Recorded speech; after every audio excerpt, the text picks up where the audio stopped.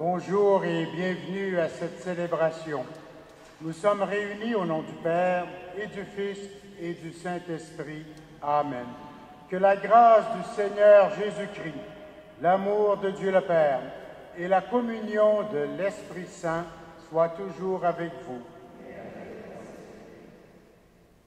Le Seigneur nous demande de le suivre parce qu'il est le meilleur chemin pour nous. Reconnaissons nos difficultés devant les exigences de l'Évangile. Laissons-nous toucher et transformer par la miséricorde divine. Seigneur Jésus, tu as traversé la souffrance et la mort sans jamais douter de l'amour de Dieu. Béni sois-tu et prends pitié de nous. Ô Christ, tu as donné ta vie pour nous faire vivre. Béni sois-tu et prends pitié de nous. Seigneur, tu nous appelles à te suivre sur le chemin du don de soi. Béni sois-tu et prends pitié de nous. Que Dieu Tout-Puissant nous fasse miséricorde, qu'il nous pardonne nos péchés et nous conduise à la vie éternelle.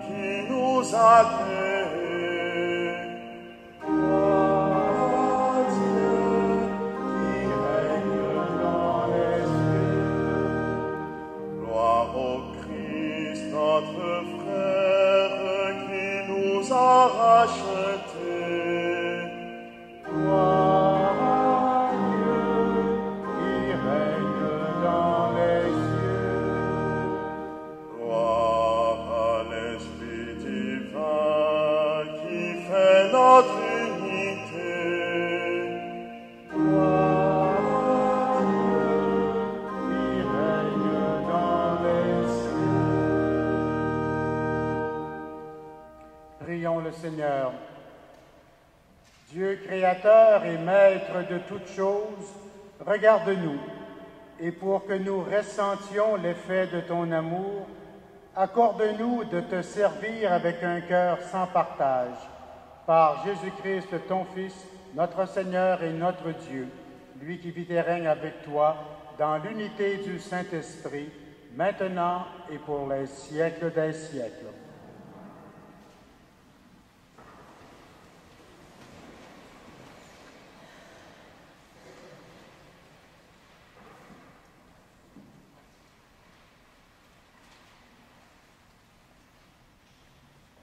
Lecture du livre d'Isaïe. Parole du serviteur de Dieu. Le Seigneur Dieu m'a ouvert l'oreille, et moi, je ne me suis pas révolté, je ne me suis pas dérobé. J'ai présenté mon dos à ceux qui me frappaient, et mes joues à ceux qui m'arrachaient la barbe. Je n'ai pas protégé mon visage des outrages et des crachats. Le Seigneur Dieu vient à mon secours. C'est pourquoi je ne suis pas atteint par les outrages. C'est pourquoi j'ai rendu mon visage dur comme pierre. Je sais que je ne serai pas confondu. Il est proche, celui qui me justifie. Quelqu'un veut-il plaider contre moi? Comparaissons ensemble. Quelqu'un a-t-il une accusation à porter contre moi? Qu'il s'avance. Voici le Seigneur Dieu qui vient prendre ma défense. Qui donc me condamnera? Parole du Seigneur.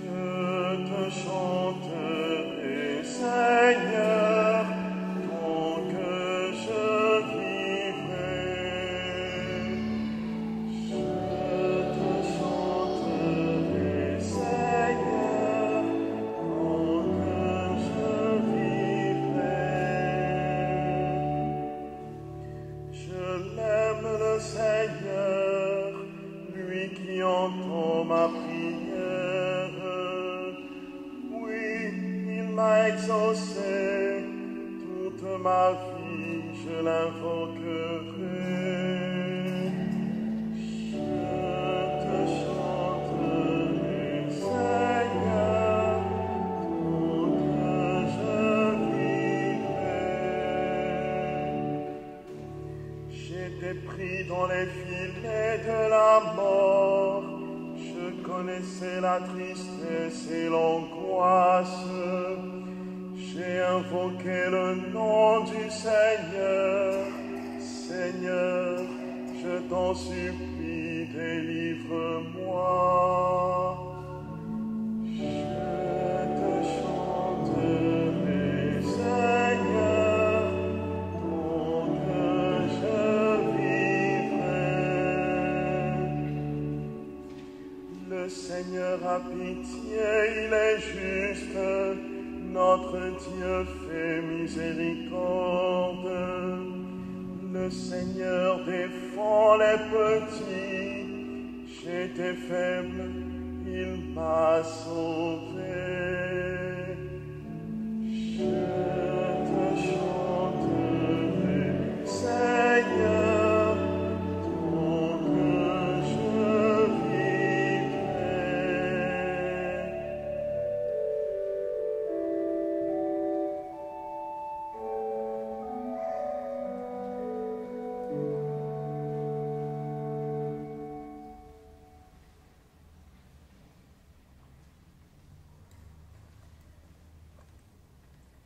Lecture de la lettre de Saint Jacques. Mes frères, si quelqu'un prétend avoir la foi, alors qu'il n'agit pas, à quoi cela sert-il?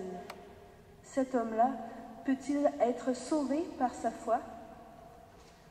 Supposons que l'un de nos frères ou l'une de nos sœurs n'ait pas de quoi s'habiller, ni de quoi manger tous les jours. Si l'un de vous leur dit: rentrez tranquillement chez vous, mettez-vous au chaud et mangez à votre faim. Et si vous ne leur donnez pas ce que réclame leur corps, à quoi cela sert-il? Ainsi donc, celui qui n'agit pas, sa foi est bel et bien morte. Et on peut lui dire: tu prétends avoir la foi? Moi, je la mets en pratique. Montre-moi donc ta foi qui n'agit pas. Moi, c'est par mes actes que je te montrerai ma foi. Parole du Seigneur.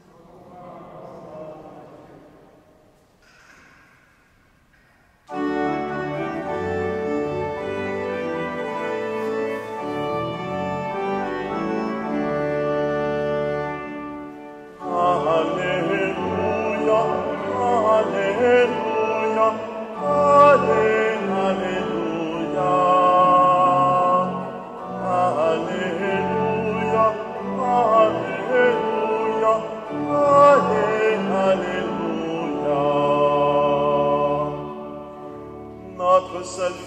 Et c'est la croix du Seigneur. En lui, le monde est crucifié à nos yeux, et nous aux yeux du monde. Alléluia, Alléluia, Alléluia, Alléluia, Alléluia,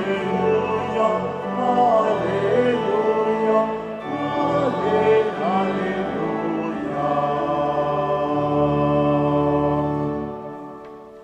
Le Seigneur soit avec vous. Évangile de Jésus-Christ selon saint Marc. Jésus s'en alla avec ses disciples vers les villages situés dans la région de Césarée de Philippe. Chemin faisant, il les interrogeait. « Pour les gens, qui suis-je » Ils répondirent « Jean-Baptiste ». Pour d'autres, Élie. Pour d'autres, un des prophètes. Il les interrogeait de nouveau. « Et vous, que dites-vous? Pour vous, qui suis-je » Pierre prend la parole et répond « Tu es le Messie ». Il leur défendit alors vivement de parler de lui à personne. Et pour la première fois, il leur enseigna qu'il fallait que le Fils de l'homme souffre beaucoup, qu'il soit rejeté par les anciens, les chefs des prêtres et les scribes, qu'il soit tué et que 3 jours après, il ressuscite. Jésus disait cela ouvertement. Pierre, le prenant à part, se mit à lui faire de vifs reproches. Mais Jésus se retourna et voyant ses disciples, il interpella vivement Pierre. « Passe derrière moi, Satan. Tes pensées ne sont pas celles de Dieu, mais celles des hommes. » Appelant la foule avec ses disciples, il leur dit, « Si quelqu'un veut marcher derrière moi, qu'il renonce à lui-même, qu'il prenne sa croix et qu'il me suive. Car celui qui veut sauver sa vie la perdra, mais celui qui perdra sa vie pour moi et pour l'Évangile la sauvera. » Acclamons la parole de Dieu.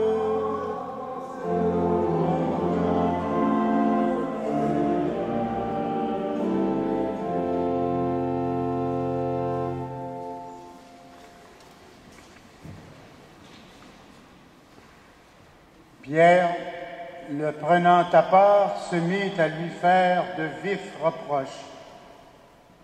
Le personnage de l'apôtre Pierre me fascine. Il est souvent celui qui répond en premier aux questions que pose Jésus à ses apôtres. Il est celui de la parole généreuse et spontanée, mais souvent, il passe à côté de la bonne réponse. Je crois que l'on peut tous se reconnaître un peu en Pierre. Nous croyons dans le Christ et nous l'aimons, tout comme Pierre. Cela me semble évident. Par ailleurs, si nous nous examinons en profondeur et avec lucidité, est-ce qu'il ne nous arrive pas, à l'occasion, de renier le Christ par certaines de nos actions et trop souvent par nos silences, qui peuvent être complices du mal et de ce qui est faux dans nos divers milieux de vie? Jésus pose une question claire à ses disciples. « Pour vous, qui suis-je » Pierre aura la bonne réponse.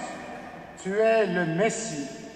Cette réponse est à la fois exacte, mais elle peut facilement être interprétée injustement. En ce sens où le peuple d'Israël attendait un Messie, c'est bien certain. Mais ce Messie, on le voyait surtout comme un roi guerrier, un peu comme le roi David. C'était un Messie triomphant que l'on espérait, quelqu'un qui mettrait les Romains à la porte du pays. On espérait un dominateur.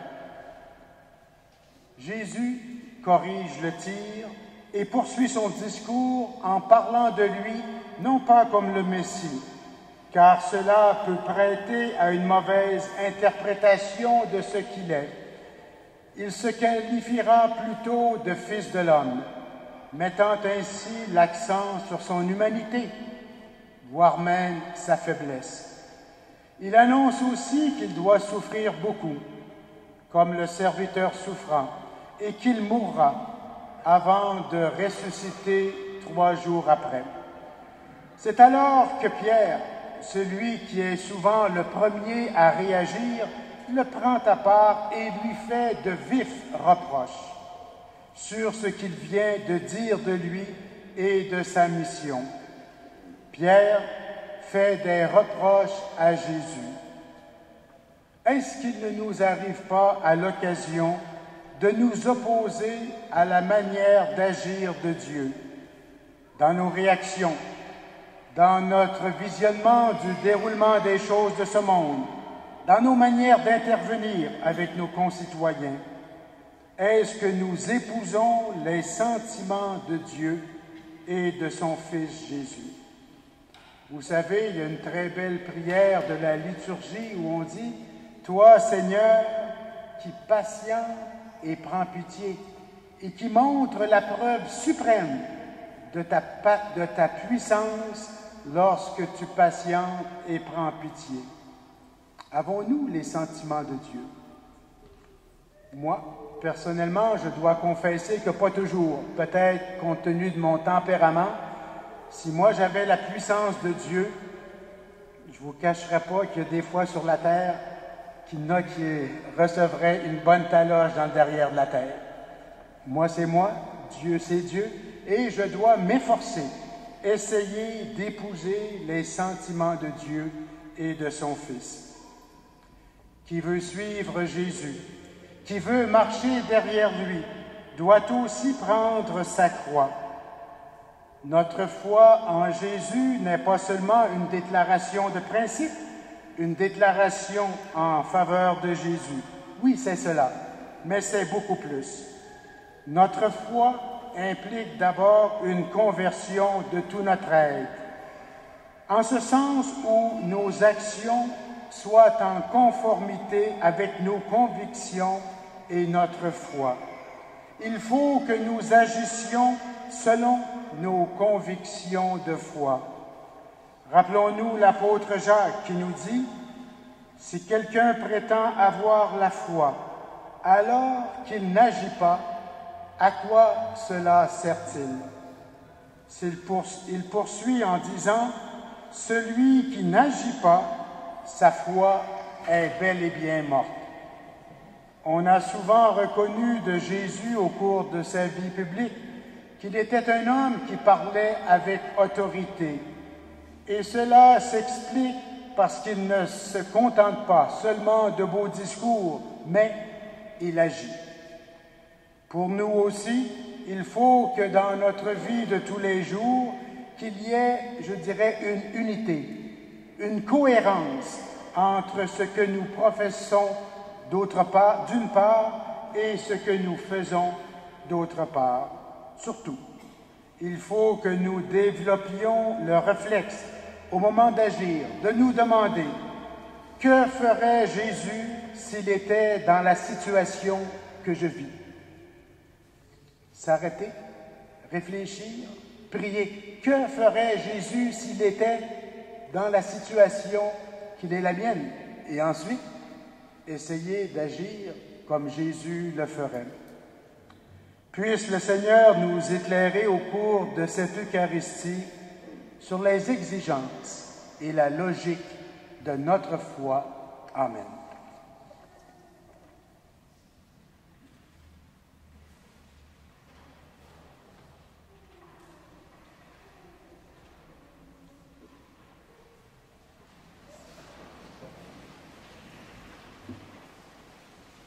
Avec fierté, proclamons notre foi. Je crois en Dieu, le Père Tout-Puissant, Créateur du ciel et de la terre, et en Jésus-Christ, son Fils unique, notre Seigneur, qui a été conçu du Saint-Esprit, né de la Vierge Marie, a été crucifié, est mort et a été enseveli, est descendu aux enfers, le troisième jour est ressuscité des morts, est monté aux cieux, est assis à la droite de Dieu, le Père Tout-Puissant, d'où il viendra juger les vivants et les morts. Je crois en l'Esprit Saint, à la Sainte Église catholique, à la communion des saints, à la rémission des péchés, à la résurrection de la chair, à la vie éternelle. Amen. La foi est une force et un don de Dieu. Demandons au Père cette foi pour notre monde, qui en a tant besoin afin de vivre heureux. Présentons-lui les besoins de nos frères et sœurs qui cherchent réconfort et espérance. Pour les personnes qui portent une croix trop lourde pour elles, violence, injustice, maladie, prions le Christ, serviteur souffrant.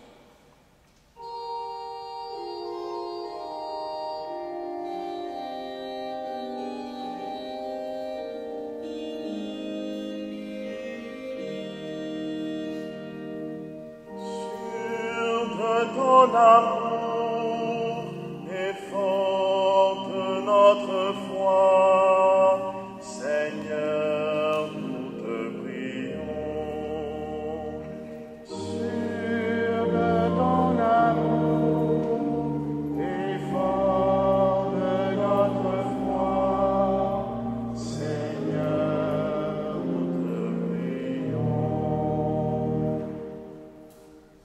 Pour les personnes qui donnent leur vie au service de l'Évangile, prions le Christ, l'envoyé de Dieu. Sur ton amour et forte notre foi, Seigneur, nous te prions. Pour les personnes qui éveillent leurs frères et sœurs à la foi, catéchètes, pasteurs, parents, prions le Christ, le Messie de Dieu. Sur ton amour et forte notre foi, Seigneur, nous te prions. Pour tous les chrétiens et les chrétiennes qui suivent le Seigneur dans la confiance et la joie, prions le Christ, source de vie nouvelle. Ton amour et forte notre foi, Seigneur, nous te prions. Dieu notre Père, écoute la prière de tes enfants rassemblés en une même foi. Puisque tu crois en nous, apprends-nous à te répondre sans tarder, par une confiance égale à la tienne. Par Jésus, le Christ notre Seigneur.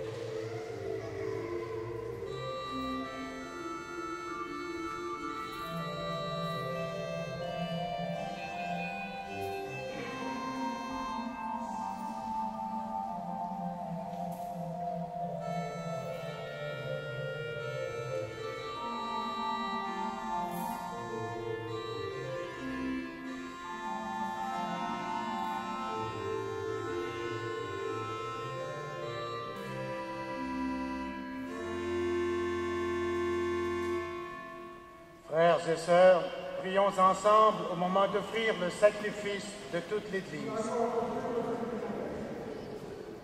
Sois favorable à nos prières, Seigneur, que les dons apportés par chacun à la gloire de ton nom servent au salut de tous, par Jésus-Christ, ton Fils, notre Seigneur et notre Dieu, lui qui vit et règne avec toi dans l'unité du Saint-Esprit, maintenant et pour les siècles des siècles.